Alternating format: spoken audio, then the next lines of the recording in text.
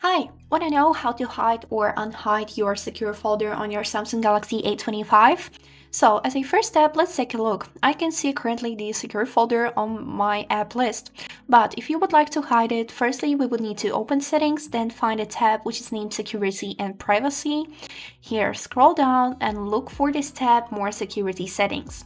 Click on it. Here, open secure folder. And here we would need to disable this setting, which is saying add secure folder to app screen.